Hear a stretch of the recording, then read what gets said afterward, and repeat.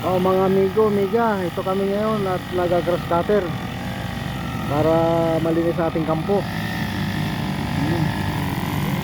Ay, pag walang trabaho sa opisina, maglinis ng ating EOR para pag may biglang bisita at malinis,